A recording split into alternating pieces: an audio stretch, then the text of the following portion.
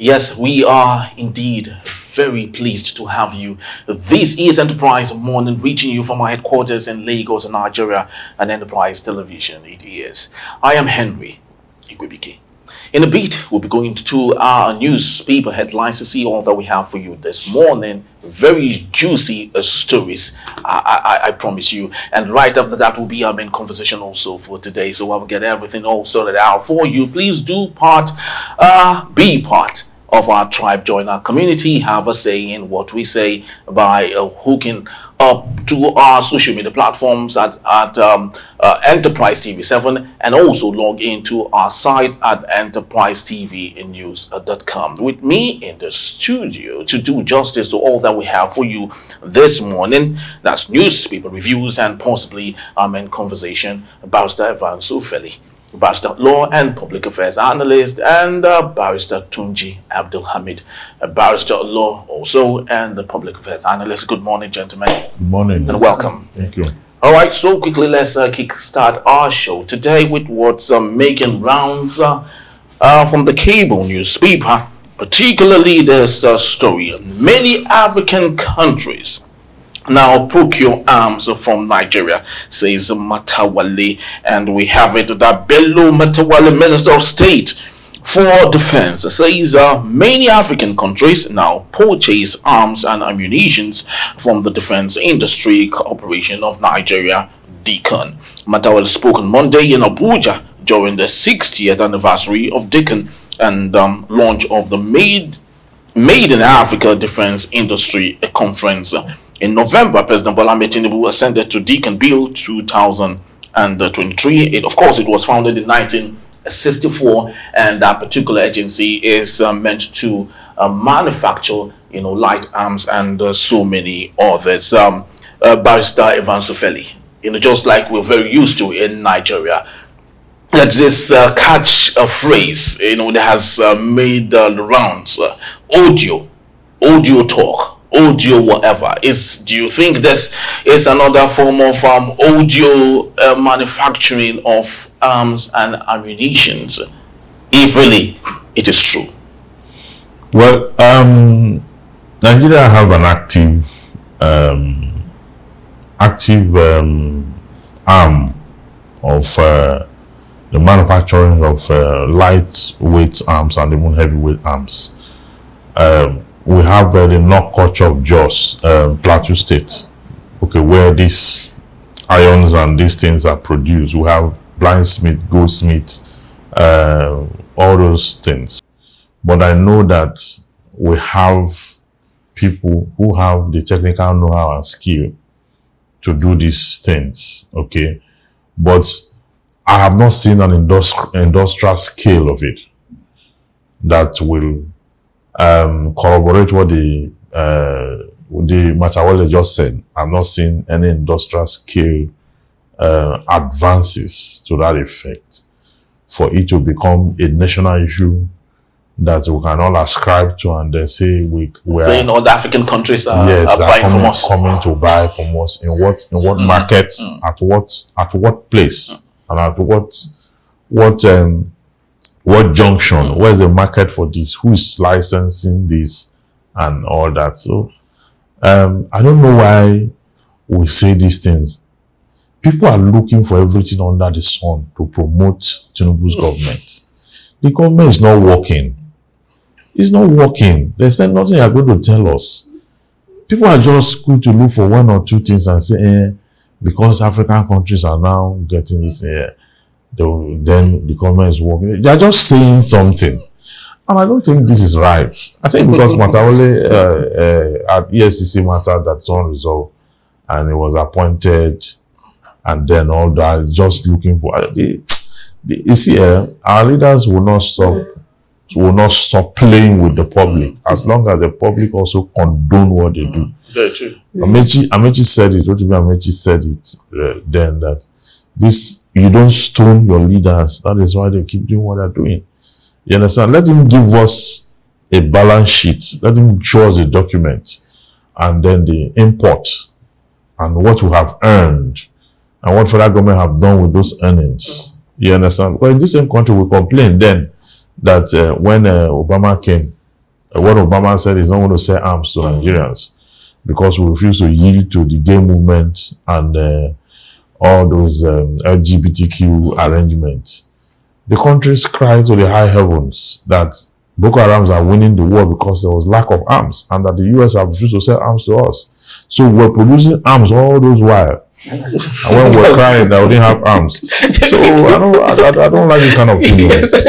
But Tunji, you see, I maybe you help us, make sense of this. Would it be called manufacturing when a company outsources its responsibility to another firm? A couple of months back, Deacon partnered with Innocent to produce what they called a military type anti-mine vehicle, which they have deployed to the northeast of Nigeria, and so many other things. The grenades and so on has been outsourced to some foreign companies and all. So would it be said or called manufacturing when Deacon outsources 80% of what it does to other companies? And let me tell you, the only thing that we can practically say they do is producing helmets and jackets. So would it call manufacturing when a majority of what they do is outsourced? I don't even know how to come to your head, just like you asked me to do, because you can't give what you don't have. I'm telling you, I don't even know about them.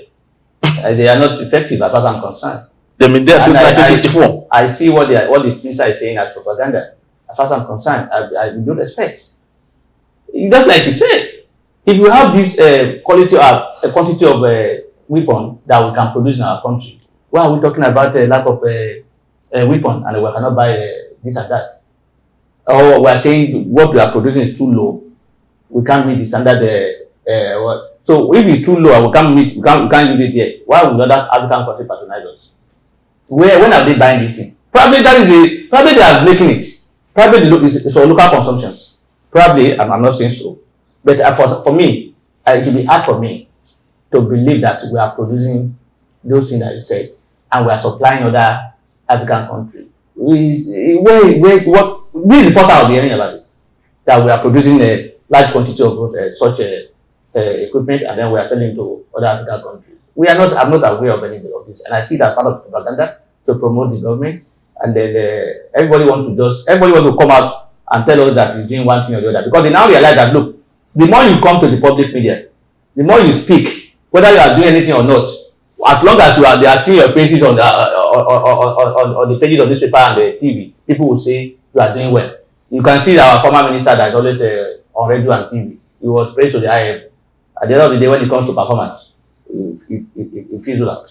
I'm talking about the Minister of Work.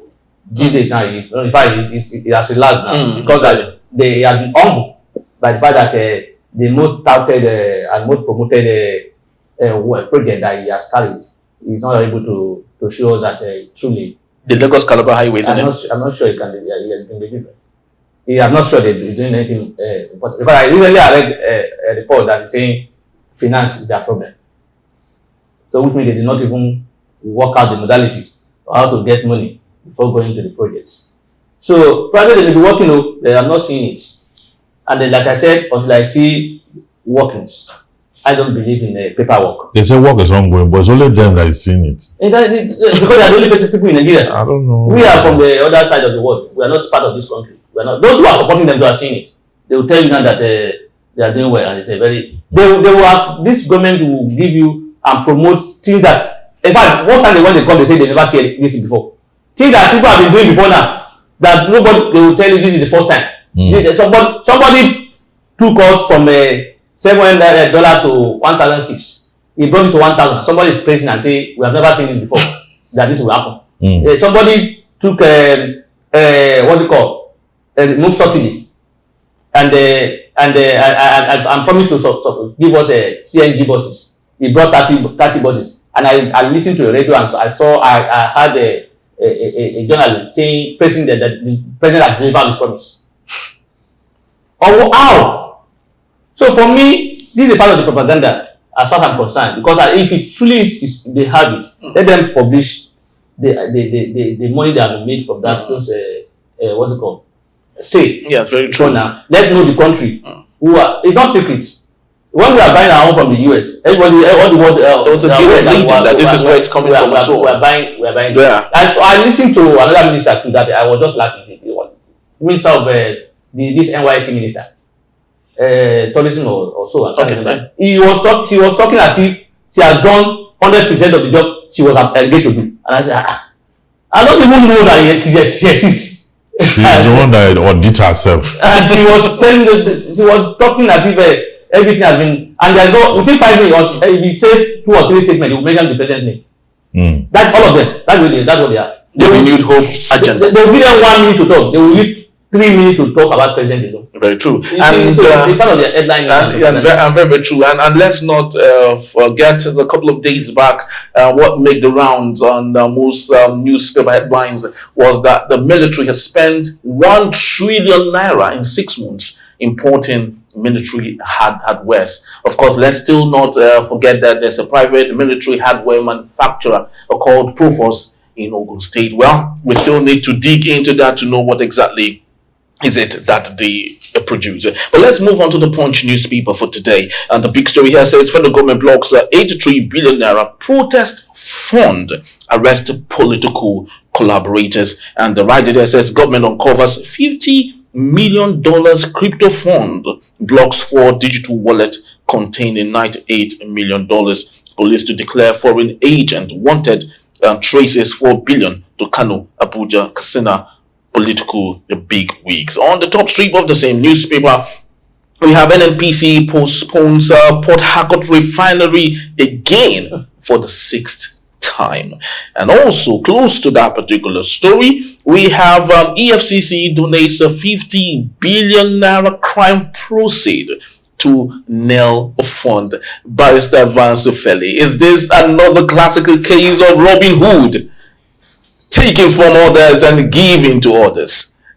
Is it good enough that EFCC is donating what it has seized and to a wonderful agency like the Nail Fund? Well, I don't know the modalities. That story, we have to read the details of that story. You know why? Yeah. Because the law is funds recovered from the one that the courts have said, okay, first of all, you have interim forfeiture. Then you go further with the court and you have a total forfeiture. Okay. Once those funds are forfeited to the federal government, it is paid into the federation's account. So I don't know where EFCC derived that authority and power to donate it. 50 billion. Yeah, that's what I'm saying. I don't know where EFCC, that's why I say we have to read the details of that story. Whether it's the federal government that signed off on it to be donated, or because I know that the EFCC don't have the legal authority to they don't have money now. Yeah, they don't have the legal authority to do that. So that's why I say we need the details of the story so that we'll go deeper and see who signed off that money for that donation. If EFCC will do that unilaterally, it means the EFCC chairman will be in trouble because they have no such authority. The enabling law that set up the EFCC only gave them the authority to trace. Okay, when they trace, they get to the root of it, they file action for forfeiture. Actions for forfeiture, when they have an order absolute, okay, then that's whatever it is, whether it's buildings, whether it's cars, whether it's all that, they need an order of the court to even auction those cars. And when they auction those cars, the proceed is paid into the federation's account. Okay, so whatever this is, we will find out in due course to know where they obtain the authority. Because let me also say, because you know every recovery, I think they have they are entitled to 10%. Oh, probably they are using those administrative costs. Administrative costs. So probably those savings, those 10% is instead to be used for administrative costs. It's not being used for because if we talk about 50 billion, if it's 10%, we're looking at 500 billion. They recover more than that. Yes, recover more than that. You see, those issues have been the question regarding those the way and manner recovered money has been used has been issue of the debates, and that was what has been happening. People have been alleging that most times when they recover, those in authority or those in government collaborate, and then they also loot the money, including the allegation against these are allegations that they removed the former FCC chairman and the other the one before him. Even the Lamude. Even Lamude, I think it's the same thing. So that is the question here, and that's why yesterday when we were talking about constitution, the day before yesterday when I was talking about the issue of constitution, is that the problem of our constitution? There's no issue about that. So we do things not in line with law, with impunity. And I see this particular government. So most of the ministers of the government, when they speak with arrogance. They speak as if they are the owner of everybody in this country. Especially some of them, Mr. Delalake, whenever he speaks, he doesn't even give a damn to anybody. He doesn't even talk with respect to Nigeria. Now, tell us more about 9-4. 9-4, is it for agricultural purpose, the fund? No, NEL fund. Isn't it the student loan? Yeah, NEL I thought fund. you said 9-4. No, NEL fund. Okay, NEL fund. Okay. Student loan. It's not within their power, like you said. It's not within the power of EFCC. Even I thought they even generate them, they have that money. That money should go to the national cover, and it is the president or and when any money goes into the national cover, it has to be shared by all the states. And it's not for anybody to decide how to spend it. Yes, and let's not forget, a couple of months back, Nance did the solidarity protest of love to the EFCC. Yes. So do you think that is coming from there? Maybe it's a position they have. It's a proposition they have given. Until we have evidence to those issues, now these days they're not politics. They're not politicized. Politicians have infiltrated it. Most of the people that will call now are also politicians. They are part of. Some of them are the one they call youth leader in some of the parties under it. And they're the one they work and mobilize for the party, and they collect their own money too. And as president is using a political card now, they have good money. So it's an issue too, and that's why you see them being divided. You have they have factions now. Yes, because it's about money now. It's no longer the way it was that time. So for me, it is not within the power of the FCC to donate money. But it's not funny to me that it's not new. Even the first lady is donating money. She donated money to outside the country. First lady is understand her office is illegal. That's what I'm saying. That even I'm trying to tell you that even an office that is not known to law, that office is donating money on behalf of Nigeria. Our Commonwealth outside the country. Yes, and then when we don't have those facilities that is donating money for in our own country, and you can see what we are doing. All right. So let's finally move on to the Guardian newspaper. We have the National Health Insurance Act. 2 years after states enroll as 90% Nigerians still pay out of their pockets, and we have reps upbraid WAEC for failing to account for 5 billion naira calculators, and Benue farmers panic over persistent drought. Chairman affirmed 26 embattled Rivers lawmakers as APC members. Now, for a while, let's go to River State. It's close to about 3 weeks now. 1 month we've not really said anything. But yesterday, Okocha led supporters on the city of Port Harcourt. That's the former caretaker committee of the APC that, of course, was removed. He led supporters on the streets, chanting good songs about Tinubu's administration. And right here we have it that chairman affirms 26 embattled Rivers lawmakers as APC members. Emeka Beke is the one that had said that it is him. It is him. So how do we unravel all of this, especially knowing that Wike is busy doing what he knows how to do, and the APC chairman is saying that I am in control now? What do you think is happening? I don't know why these lawmakers, when it's convenient, they will say they are APC members. Even they won't have a court judgment that say they are not members of the APC, because you need to produce proof that they've actually left the party. I don't know why when it's convenient they'll say they are members. When it's not convenient, they say they are not members. And because they have not been in the news for this while now, they are now jumping on the street now so that they'll come back to the news.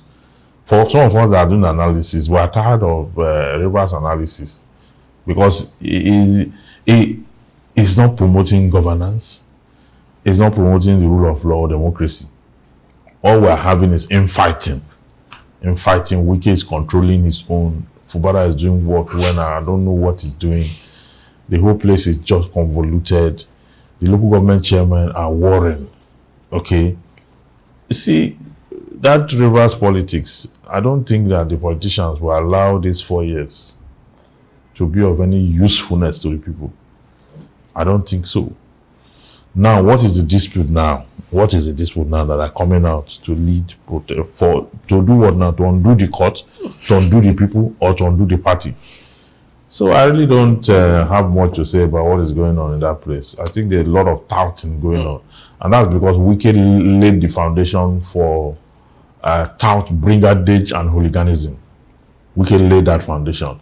And what they are going through in that state now is the monster they planted, their leaders planted, that has come to give them a run for their lives. I just pray that the citizens, the electors, survive this onslaught. Very true. Now, just before we wrap up, in a twist of events, still in Rivers State, the Labour Party, Emeka Beke, who is the current APC chairman, the PDP had a meeting yesterday to give a thumb up to Seminalayi Fubara. Do you see a unification of all parties for Fubara? Yes, there is unification. There is a agreement because they have a common enemy, and they have a common enemy. Take it or leave it. They are all against the control being meted on them by the current minister of FCT. They want to take over. They are claiming that they want to take River Park from an individual, and that's why they are united in that regard. They have PDP, APC, or whatever they call themselves, and you see, like you said, but I will not blame Minister Wike for that issue. I will blame the system. The system built what we are seeing today. The system? Yes, a system that allows individual, or that encourages individual to go away with impunity. Okay. And we always have this kind of results. And then the inconsistency as well in our judicial system. It's also a case study in that regard, or a reason in that regard. The law is clear. When it comes to the court, sometimes they just adopt one technical issue or the other that will make them go away with the main issue. They will not even touch the main issue again. They will dwell with their life. Those people will escape, and that will be all. So the system, as long as we continue with this system, we may not get a proper result. But only in Rivers State. Rivers State, impunity is winning in that state, and that's why you are seeing what you are seeing. Because somebody, once you are in position of authority and you can control those who are supposed to ensure peace, you are in charge. And unfortunately, again, we have recently had a protest, hunger protest, and there was an issue as to it to be hijacked. I did not see any hijack yesterday. Yeah. When the people protested, I mean that's not called protest or movement. Because the crowd actually was much. There was no any allegation. There was no any hijack by anybody. So it tells you something that whenever the people want to protest and there's hijack, something is behind it. So like I said, the system the way it is today, and that was why I find that look, no matter how many number of times that we amend or change our constitution, if we still continue to behave the way we are behaving, we will still remain where we are. We can't be doing the same thing the same way and be expecting a different result. The attitude must be changed. The lack of enforcement of rule of law against certain people must be changed. Everybody must be equal before the law. It is when we have that you can talk about we have a law that is doing it. UK, they don't even have a written constitution, and they are doing fine. So for me, we need to look at ourselves, look at the system. If we are tough, we need a change. Very true. So very apt. We need to look at ourselves if we truly do deserve a change. Love to say thank you to Barrister Fansofeli and Barrister Tunji and Mohammed for being part of our show. And just to let you know, both gentlemen will be here to take us on our main conversation. And joining us also virtually will be Barrister Olayinka Ola Daniels. But when we return, the recent hashtag and bad governance protests in the country were aimed at regime change. That's according to the National Council of States. That and the beat. Please don't go anywhere.